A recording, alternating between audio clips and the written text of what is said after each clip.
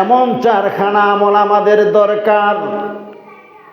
আপনি আমাদেরকে বলে দেন সে আমলগুলো কি?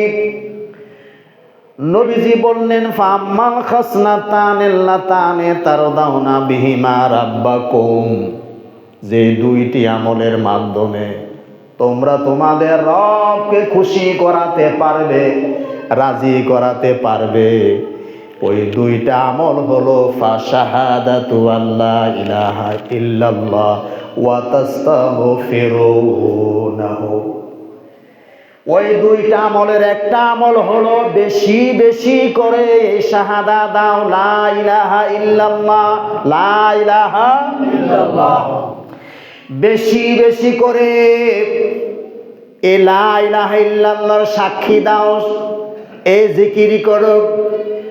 আর 2 নাম্বার আমল হলো ওয়া তাস্তাগফিরুনাহু, তোমরা তার কাছে ক্ষমা চাও, মাফ চাও, ইস্তেগফার করো। সুবহানাল্লাহ। কয়টা হলো আমল? কয়টা হলো মোট? কয়টা? এরপরে 2টা হলো নবীজি বললেন, ওয়াম্মাল খাসলাতানিল্লাতানি লা গিনা বিকুম আনহুমা। শেষের 2টা আমল হলো, এই 2 আমল করা ছাড়া তোমাদের কোনো আর উপায় নাই, করাই লাগবে। এর মধ্যে একটি হলো ফাতাসআলুনাল্লাহাল জান্নাতা, তোমরা সবাই মিলে আল্লাহর কাছে জান্নাত চাইবা। এই রমজান মাসে, পুরা রমজান মাসে যখন হাত উঠাইবা আল্লাহর কাছে কি চাইবা? বলেন, কি চাইবেন? জান্নাত চাইবা তার কাছে, জান্নাতুল ফিরদাউস চাইবা। 2 নাম্বার হলো তাউযুনা বিহি মিনান নার, এই রমজান মাসের ভেতরে বেশি বেশি করে তোমরা আল্লাহর কাছে জাহান্নাম থেকে মুক্তি চাইবা। সুবহানাল্লাহ বলে। কথা কি বোঝা যায়? এই হাদিসের মাধ্যমে আমরা জানতে পেরেছি, সহিহ ইবনে খুজাইমার প্রসিদ্ধ হাদিস, তার মাধ্যমে আমরা জানতে পেরেছি রমজান মাসে 4খানা আমল বেশি বেশি করে করা দরকার। এই 4খানা আমল হাত দিয়া নয়, পা দিয়া নয়, করতে হবে জবান দিয়া। কি দিয়া করা লাগবে? জবান দিয়া। 1 নাম্বার আমল হলো বেশি বেশি লা ইলাহা ইল্লাল্লাহ পড়া। 2 নাম্বার আমল হলো বেশি বেশি ইস্তেগফার করা, আল্লাহর কাছে ক্ষমা চাওয়া। 3 নাম্বার আমল হলো আল্লাহর কাছে জান্নাত চাওয়া। 4 নাম্বার আমল হলো জাহান্নাম থেকে আল্লাহর কাছে আশ্রয় চাওয়া। এই 4খানা আমল যেন আমরা করতে পারি, আল্লাহ যেন আমাদের তৌফিক দান করেন। বলুন আল্লাহুম্মা আমিন। এই রমজান মাস হলো বসন্তের মাস। বাংলাদেশ হলো 6 ঋতুর দেশ, এর মধ্যে একটি সিজন হলো বসন্তের। আছে না নাই? বসন্তকাল। মুমিনের জন্য বসন্তকাল হলো রমজান মাস। বসন্তকালে যেমন গাছে গাছে নতুন পাতা গজায়, ফুল ফোটে, পাখিরা ডাকাডাকি করে, ফল ফলারের অভাব দেখা যায় না, তদ্রূপভাবে রমজান মাস আল্লাহ রাব্বুল আলামিন মুমিনের জন্য বসন্ত মাস বানায় দিয়েছেন। 11 মাসে যত আমল করা যায়, যত সওয়াব পাওয়া যায়, 1 মাসে তার চাইতে 1000 গুণ বেশি পাওয়া যায়। সুবহানাল্লাহ বলে। এই রমজান মাস হলো মানুষের জন্য 30 পাতাওয়ালা একটি ব্যাংকের চেকের মতো। ব্যাংকের একটি চেক বই, পাতা আছে 30টা। কয়টা আছে? 30টা। এই মাস কয় দিনের মাস? 30 দিনের মাস। 30 দিনের মাস যেমন, ওই রকম ব্যাংকের একটি চেক বই 30টা পাতার।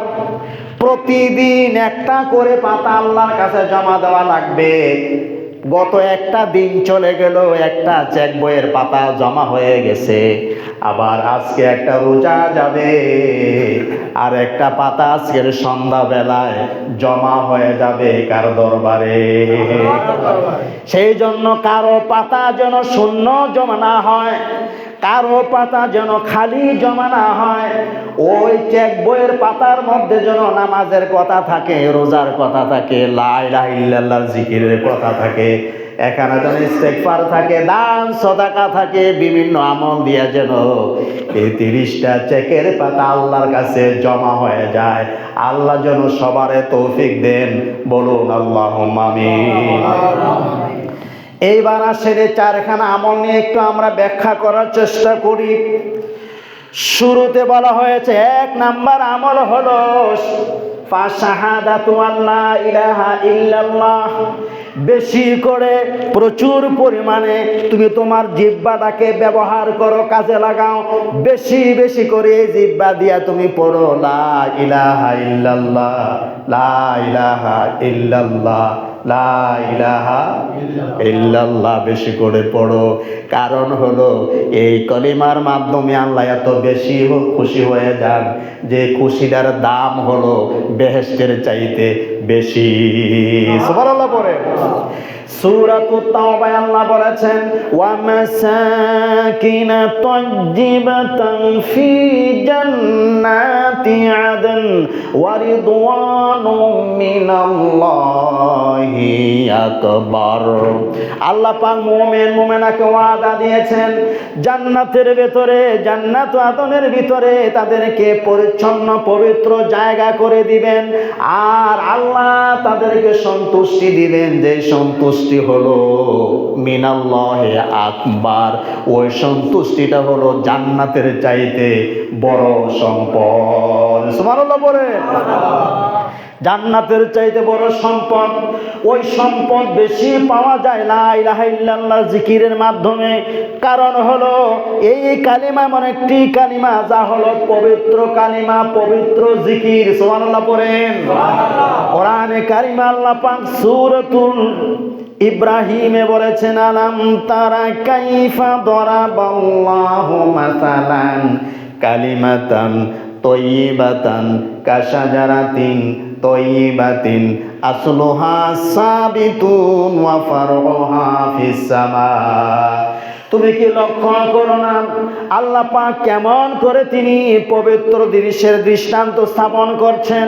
পবিত্র কালাম কালিমাতুন তয়্যিবাতুন, পবিত্র এই কালামটা লা ইলাহা ইল্লাল্লাহ, এই জিনিসটা কাশাজারাতিন তয়্যিবাতিন, এটা পবিত্র একটা গাছের মতো, শক্তিশালী একটা গাছের মতো, যেই গাছ সাইক্লোনে নাড়াচাড়া করাতে পারে না, করাতে পারে না।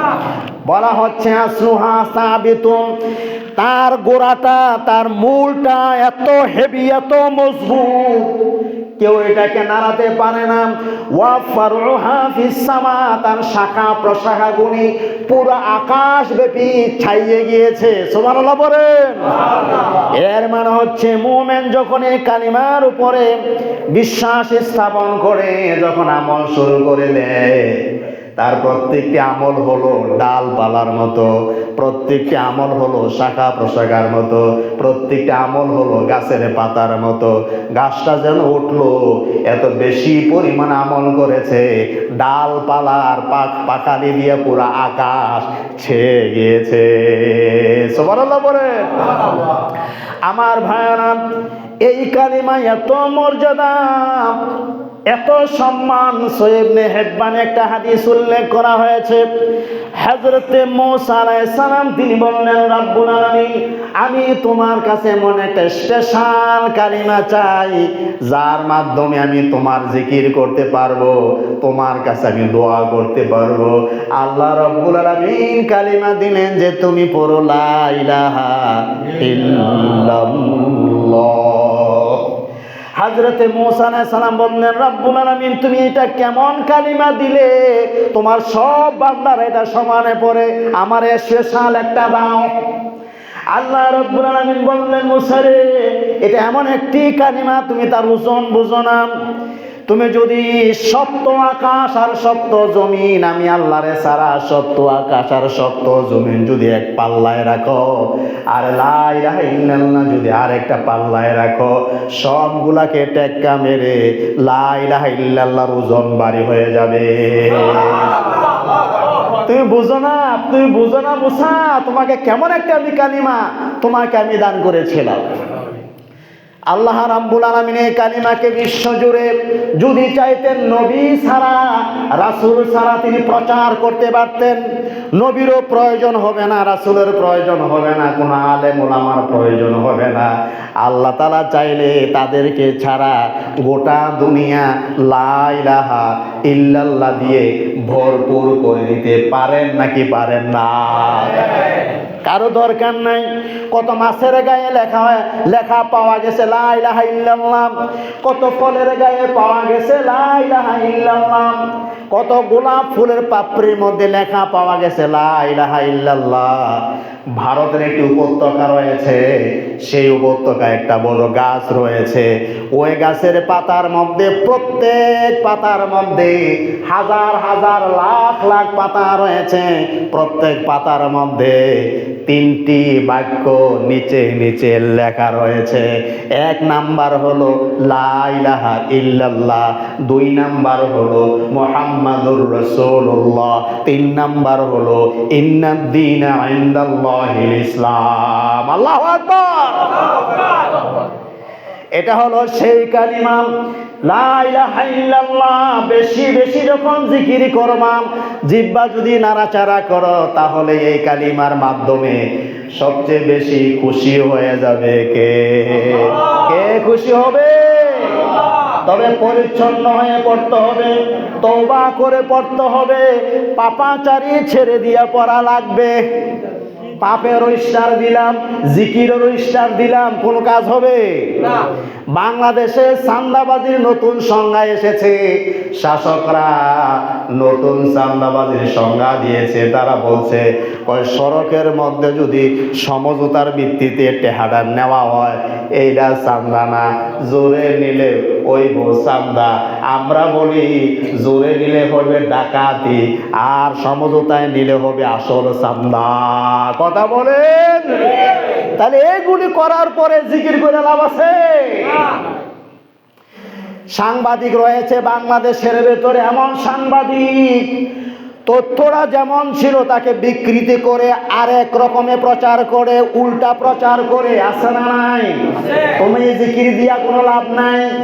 আফগানিস্তানের সরকার তারা আইন তৈরি করেছে, স্ত্রী যদি অবাধ্য হয়, স্বামীর কথা শোনে না, এই বাড়িতে চলে যায়, সেই বাড়িতে চলে যায়, বাবার বাড়িতে গিয়ে বসে থাকে। স্বামী যদি বলে কামে আর আসে না, বৃদ্ধাঙ্গুলি দেখায়, আর ষড়যন্ত্র করে নানা ধরনের অবাধ্যতা দেখায়। স্ত্রী যদি এমন হয়ে যায়, তাহলে স্বামী তার স্ত্রীকে শাসন করতে পারবে, হালকা তাকে আঘাত করতে পারবে। তবে যদি স্ত্রীর গায়ে মাইরের কারণে যদি ক্ষত তৈরি হয়ে যায়, কিংবা তার হাড় যদি ভেঙে যায়, স্বামীর সশস্ত্র স্বামীর জন্য 15 দিনের কারাদণ্ড হবে এবং তার জরিমানাও হবে। এইটা হলো আইন আফগানিস্তানের, যেটা বাস্তবসম্মত, এটা উচিত আইন। কিন্তু বাংলাদেশের মিডিয়াগুলো এক ধরনের পাপিষ্ট মিডিয়া, সাংবাদিক প্রচার করেছে ওই আফগানিস্তানে আইন করেছে যতক্ষণ পর্যন্ত হাড্ডি না ভাঙবে ততক্ষণ ফিরানো যাবে, মার দেওয়া যাবে। নাউজুবিল্লাহ বলবেন না। সংবাদটা ছিল পজিটিভ, এটা বানাই দিল। 1000 বার জিকির করে কোনো লাভ। আমার ভাইয়েরা, 1 নাম্বার আমল হলো লা ইলাহা ইল্লাল্লাহ। 2 নাম্বার আমল হলো নবীজি বললেন ওয়াস্তাগফিরুনাহু, রমজান মাসের ভেতরে বেশি বেশি করে আল্লাহর কাছে ইস্তেগফার করো, আল্লাহর কাছে ক্ষমা চাও। আমরা যারা এখানে এসেছি, আমরা কি নিষ্পাপ নাকি গুনাহগার? আমাদের গুনাহ কম নাকি বেশি? আমাদের সগীরা গুনাহ আছে না নাই? কবিরা গুনাহ আছে না নাই? চলতে ফিরতে ইচ্ছা অনিচ্ছায় গুনাহ হয় কি হয় না? এই গুনাহগুলাকে আমলনামা থেকে পরিষ্কার করার দরকার আছে না নাই? আল্লাহর হাবিব যদি আমাদেরকে টেকনিক বলে না দিতেন, কৌশল যদি তিনি আমাদেরকে না দিতেন, আমরা বুদ্ধি খুঁজে পাইতাম না। নবীজি আমাদেরকে বলছেন রমজান মাস রহমতের মাস, আল্লাহ ওই সময় বান্দার উপরে দয়ালু থাকে, রহমত থাকে। এই সময়ের ভেতরে যদি বেশি বেশি করে যদি ইস্তেগফার করতে পারো, তাহলে আল্লাহ রাব্বুল আলামিন তোমাদেরকে বেগুনাহ মাসুম বানায়া দিবে। সুবহানাল্লাহ। গুনাহ এমন একটা জিনিস, এটার জন্য অবশ্যই আমাদেরকে ইস্তেগফার করা লাগে। মরিচা এমন একটা জিনিস, যেটাকে সাফ করার জন্য আমাদেরকে রেতের ব্যবহার করাই লাগে। রেত ছাড়া এটাকে সাফ করা যায় না। ইস্তেগফার ছাড়া গুনাহগুলো ক্লিয়ার হওয়া যায় না। সামুন জাতির উম্মতেরা, সামুন জাতিরা যে গুনাহ করেছিল, সেই জন্য আল্লাহ রাব্বুল আলামিনের নবী তাদেরকে বললেন, ফাস্তাগফিরুহু সুম্মা তুবু ইলাইহি। ওহে সামুদ জাতির লোকেরা, বড় পাপ করে ফেলেছো তোমরা, সুতরাং আল্লাহর কাছে তোমরা ক্ষমা চাও, তার কাছে তওবা করো। তিনি তোমাদেরকে ক্ষমা করে দিবেন, তিনি তোমাদেরকে মাফ করে দিবেন। সুবহানাল্লাহ। সেই জাতির লোকেরা ক্ষমা চাইলো না, তওবা করলো না, আল্লাহর কাছে ফিরে আসলো না, গজব দিয়ে আল্লাহ পাক এদেরকে শেষ করে দিলেন। হযরত নূহ আলাইহিস সালাম, তিনিও ৯৫০ বছর, একদিন দুই দিন নয়, ১ বছর ২ বছর নয়, ১০০ বছর ২০০ বছর নয়, ৯৫০ বছর পর্যন্ত পাপিষ্ঠ সেই জাতিগুলাকে হিদায়াতের জন্য চেষ্টা করেছেন। তাদেরকে বলেছেন তোমরা তওবা করো। সূরা নূহের ভিতরে আল্লাহ বলেছেন ফাকুলতু, হযরত নূহ আলাইহিস সালাম তিনি বলেছেন ফাকুলতুস্তাগফিরু রাব্বাকুম ইন্নাহু কানা গফফারা। হযরত নূহ আলাইহিস সালাম আল্লাহর কাছে বললেন, আল্লাহ দীর্ঘ ৯৫০ বছর পর্যন্ত এদেরকে দাওয়াত দিয়েছি, এর মধ্যে যত কথা বলেছি, এর মধ্যে এইটাও বলেছি, ও আমার উম্মতেরা, তোমরা তোমাদের রবের কাছে মাফ চাও, ক্ষমা চাও, তওবা করো। ইন্নাহু কানা গাফফারা, তিনি হচ্ছেন গাফুরুর রহিম, গাফফার, তিনি মাফ করে দিবেন। আমি এদেরকে এত সুন্দর সুন্দর কথা বলেছি, এর বিনিময়ে তারা আমাকে পিটাইয়া আহত করে, বেহুশ করে, আমার মরা লাশ মনে করে বাড়িতে ফেলে গিয়েছে। নাউযুবিল্লাহি মিন যালিক। আমার ভাইয়েরা, বান্দা যখন ইস্তেগফার করে, অন্য মাসের ভিতরে যত লাভ হয়, রমজান মাসের ভিতরে যদি তওবা করে, ইস্তেগফার করে, তার চাইতে 1000 গুণ বেশি লাভ হয়ে যায়। এমন কি ইস্তেগফারের ভিতরে আল্লাহ পাক এত নিয়ামত রেখেছেন, এত রহমত বরকত রেখেছেন যে এই ইস্তেগফারের বিনিময়ে আল্লাহ পাক আপনার কঠিন সমস্যার সমাধান নাজিল করে দেয়। সুবহানাল্লাহ। একজন যুবক ভর দুপুরে হুজুরের বাসার সামনে এসে হাজির, কলিং বেল টিপ দিয়েছে। হুজুর তখন দুপুর বেলা হওয়ার কারণে তিনি রেস্টে ছিলেন, ঘুম মোটামুটি এসে গিয়েছিল। যখন বেল বাজলো তিনি উঠলেন, মনে মনে বিরক্ত হলেন, এমন সময় লোকটা আসলো, আমি রেস্ট নিতে পারলাম না, যাই হোক যেহেতু আসছে তাকে একটু আমি সাক্ষাৎকার দেওয়ারই প্রয়োজন। তিনি বের হলেন, যুবককে দেখে জিজ্ঞেস করেছেন আপনি কে? আপনাকে আমি চিনি না। পরিচয় দিলেন। যুবক বলেছেন, হুজুর আপনি আমাকে চিনবেন না, চিনার কোনো কথা না, কারণ হলো আজ থেকে বহু আগে আপনার মসজিদে খুতবা শোনার সময়, আপনার আলোচনা শোনার সময় আপনি আমাদেরকে বলেছিলেন ইস্তেগফারের বিনিময়ে বান্দার বড় বড় সমস্যা আল্লাহ সমাধান করে দেয়। নামাজের পরে আমি আপনার সঙ্গে দেখা করেছিলাম আর বলেছিলাম, হুজুর আমি কঠিন এক পরিস্থিতির ভিতরে আমি পড়েছি। সেটা হলো আমার চাকরি ছিল, চাকরিটা চলে গেল, বেকার হয়ে গেলাম, আমি চাল ডাল আনার মতো পয়সা আমার হাতে এখন আর আসে না। আর আমার এই বেকারত্বের কারণে আমার শ্বশুর বলল বেকার জামাইয়ের কাছে আমি আমার কন্যা রাখবো না, বউ তারা নিয়ে গেছে। অন্যান্য সমস্যায় পড়েছি। এই সমস্যা সমাধানের জন্য যদি আপনি আমার জন্য একটু দোয়া করতেন, একটু তদবির বলে দিতেন, আপনি সেই দিন আমাকে বলেছিলেন আমি যেন প্রতিদিন শত শতবার যেন ইস্তেগফার পড়ি, প্রতি নামাজের পরে পরে যেন আমি পড়ি। আপনি যে আমাকে ওই তদবির দিয়েছিলেন, আমি এখন পর্যন্ত এই তদবিরটা পালন করেছি। বেশি বেশি প্রতিদিন ইস্তেগফার আমি পড়েছি। এই ইস্তেগফার পড়ার পরে এত বেশি পরিমাণ আস্তাগফিরুল্লাহ আমি আল্লাহর কাছে পড়েছি, আল্লাহ আমার ডাক কবুল করেছেন। আমি আগের চাইতে ভালো একটা চাকরি এখন পেয়েছি। সুবহানাল্লাহ পড়েন। আগের চাইতে ভালো চাকরি পেয়েছি। আমার পয়সা যখন লাইন হয়ে গেল, পয়সা যখন ঘরের ভিতরে লাইন ধরে ফেললো, আমার আগে আমার যে স্ত্রী ছিল শ্বশুর নিয়ে গেছে, তার তো তখন বিবাহ হয় নাই, বিবাহ এখনো রয়ে গিয়েছিল, তারা ওয়েটিং এর ভিতরে ছিল। পয়সার গতি দেখে আমার বউ আবার আমার ঘরের ভেতরে ফেরত এসেছে। আমার চাকরি হয়ে গেল, পয়সা আসতে শুরু করলো, আমার স্ত্রী পর্যন্ত আমার ঘরে চলে আসলো। আমার অন্যান্য যত ঝামেলা ছিল সব আল্লাহ পাক মিটাই দিয়েছেন। আমি যে বেতন পেয়েছি, প্রথম বেতন আপনার জন্য হাদিয়া হিসাবে নিয়ে এসেছি। সুবহানাল্লাহ পড়েন। তাহলে বোঝা গেল আল্লাহ রাব্বুল আলামিন আমাদেরকে ইস্তেগফার কথা বলেছেন। রাসূল কারীম আলাইহিস সালাম তিনিও আমাদেরকে রমজানের ভিতরে বেশি বেশি ইস্তেগফার কথা বলেছেন। এর ভিতরে যে অনেক সমস্যার সমাধান রয়েছে, বাস্তব আমলের ক্ষেত্রে আমরা টের পাই। চলুন আমরা সবাই মিলে বেশি বেশি ইস্তেগফার করব। কোন মাসে? সবাই বলেন কোন মাসে? অন্যান্য মাসে তো করবই, রমজান মাসে যেন একটু বেশি করে করতে পারি। আল্লাহ যেন কবুল করেন, কোন আমিন। আমল মোট কয়টা দিলেন নবীজি? গেল কয়টা?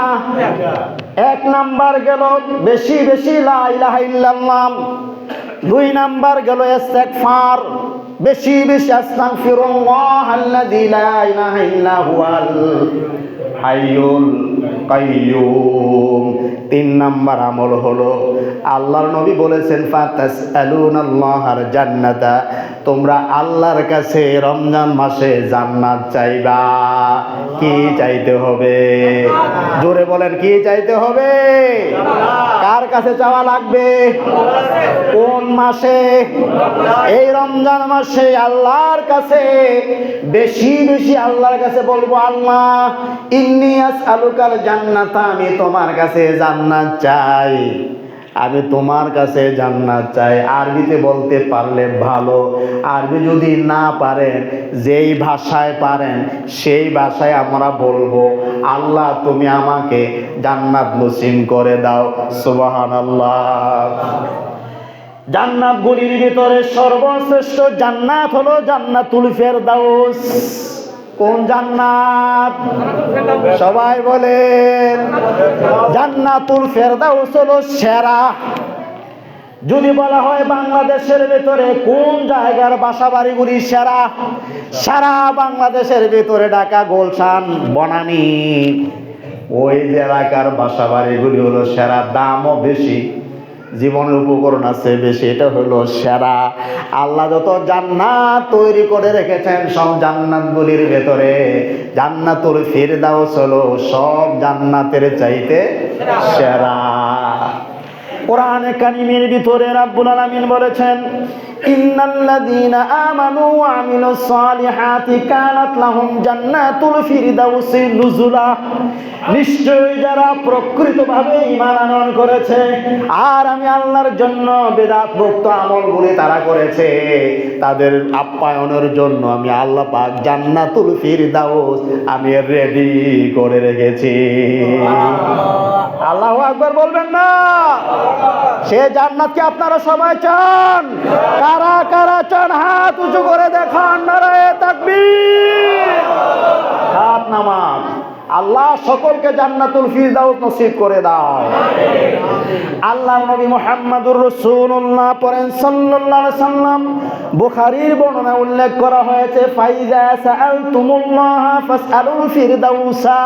ও আমার উম্মতেরা, ও আমার উম্মতেরা, আল্লাহর কাছে যদি তোমরা জান্নাত চাও, যখন তোমরা আল্লাহর কাছে জান্নাত চাইবা তখন তোমরা জান্নাতুল ফিরদাউসটা চাইবা।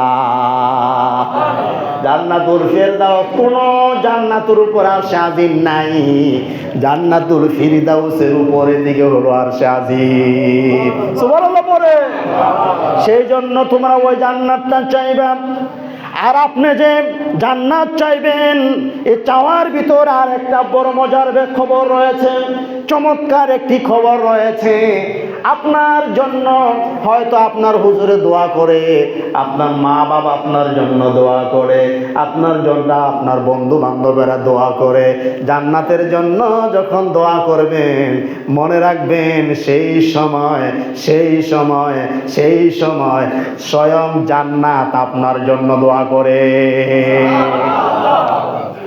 এর প্রমাণ হলো ইবনে মাজার হাদিস, হযরতে আনাস রাদিয়াল্লাহু তাআলা আনহু থেকে বর্ণিত। তিনি বলেন, আল্লাহর হাবিব মুহাম্মদুর রাসূলুল্লাহ সাল্লাল্লাহু আলাইহি সাল্লাম তিনি বলেছেন, মান সারাল্লাহুল জান্নাতা সালাসা মাররাতিন ক্বালাতিল জান্নাতু আল্লাহুম্মা আদখিলহুল জান্নাতা। মনোযোগ কি আপনাদের আছে? সবার কি মনোযোগ আছে? সুন্দর একটা কথা, এমন সুন্দর কথা আর কি হতে পারে? নবীজি বলেছেন, কেউ যদি আল্লাহর কাছে 3 বার জান্নাত চায়, কয়বার? সালাসা মাররাতিন 3 বার। কেউ যদি আল্লাহর কাছে 3 বার যদি জান্নাত চায়, ঠিক সেই সময় জান্নাত আল্লাহর কাছে বলে, আল্লাহ তোমার বান্দা তোমার কাছে জান্নাত চাইতেছে, তুমি এই বান্দাকে আমি জান্নাতের ভিতরে প্রবেশ করায় দাও। আল্লাহু আকবার বলবেন না? চিন্তা করেন, আপনার সঙ্গে জান্নাত সহ সুপারিশ করে। এরপরে নবীজি বললেন, শোনো আমার উম্মতেরা, ওয়ামান ইস্তাজারা মিনান নারি সালাসা মাররাতিন, কেউ যদি 3 বার আল্লাহর কাছে জাহান্নাম থেকে মুক্তি চায়, আল্লাহর কাছে যদি বলে, আল্লাহ তোমার কাছে আমি জাহান্নাম থেকে আশ্রয় চাই, জাহান্নাম থেকে মুক্তি চাই, জাহান্নাম থেকে আমি মুক্তি চাই। কেউ যদি জাহান্নাম থেকে কেউ আল্লাহর কাছে 3 বার মুক্তি চায়, আশ্রয় চায়, তখন জাহান্নাম নিজেই বলে, আল্লাহ তোমার এই বান্দাকে আমি জাহান্নাম থেকে তুমি মুক্ত করে দাও। আল্লাহু আকবার বলবেন না? রমজান মাসের ভিতরে সবচাইতে বেশি বেশি করে যেন আমরা আল্লাহর কাছে জান্নাত চাইতে পারি, আল্লাহ যেন কবুল করেন, কোন আল্লাহুম্মা আমিন। জাহান্নাম থেকে যেন আমরা মুক্তি পাইতে পারি, কোন আল্লাহুম্মা আমিন। সময় বেশি নাই, আর একটা কথা বলে বিদায় নেব। এই দুনিয়ার বুকে কত মুমিন দুনিয়া থেকে বিদায় গ্রহণ করেছে, কত মুমিনা নারী দুনিয়া থেকে বিদায় গ্রহণ করেছে। তাদের বিদায় বেলায় বোঝা গেছে, আমরা মুমিনরা সাক্ষী দিয়েছি, এই মহিলাটা এই পুরুষটা মনে হয় জান্নাতি হয়ে গেছে। সুবহানাল্লাহ পড়ে। এর একটি ঘটনা হলো, একজন মহিলা বেশিরভাগ তিনি নীরবতা থাকতেন, কারো সমালোচনা করতেন না, গীবত গাইতেন না, বাজে আড্ডায় যেতেন না, অধিকাংশ সময় নীরব থাকতেন, বিড়বিড় করে আল্লাহর জিকির করতেন। আর তিনি যখন আজান হতো, আজানের সময় অত্যন্ত ভক্তি শ্রদ্ধা সহকারে এই মহিলা তার নিজের জায়গায় থেকে আজানের জবাব দিয়া দিত। সুবহানাল্লাহ। ইবাদত বন্দেগী সব ঠিক রয়েছে, হারামে জড়াতেন না, কোন ফরজ কাজ তিনি ছেড়ে দিতেন না। স্পেশাল ভাবে যখন আজান হতো মসজিদের ভেতরে, তিনি তার নিজের জায়গায় বসে বসে অত্যন্ত শ্রদ্ধা সম্মানের সঙ্গে তিনি আজানের জবাবটা দিয়ে দিতেন। যখন হায়াতের বেলা শেষ হয়ে গেল, মুমূর্ষু অবস্থায় যখন বিছানায় শুয়ে পড়েছে, ওই মহিলা তার মুখ দিয়ে আরবিতে কথা বের হচ্ছে, অথচ এই মহিলা আরবিও জানে না, ইংরেজিও জানে না। মরণের সময় আরবিতে তার মুখ দিয়ে কথা বলা বের শুরু হয়ে গেল। উপস্থিত যারা রয়েছে কেউ বুঝে না। পাশের থেকে একজন আলেম আনা হলো, যিনি আরবি ভাষা বুঝেন। ওই আলেম ওই মহিলার জবান থেকে বক্তব্য শোনার পরে তিনি বললেন, মহিলাকে আরবি ভাষা জানে? আরবি ভাষার উপর বিষয়ে পড়াশোনা করেছে, কয় যে না তিনি আরবি ভাষা জানেন না, আরবি ভাষাতে পড়াশোনা করেন নাই।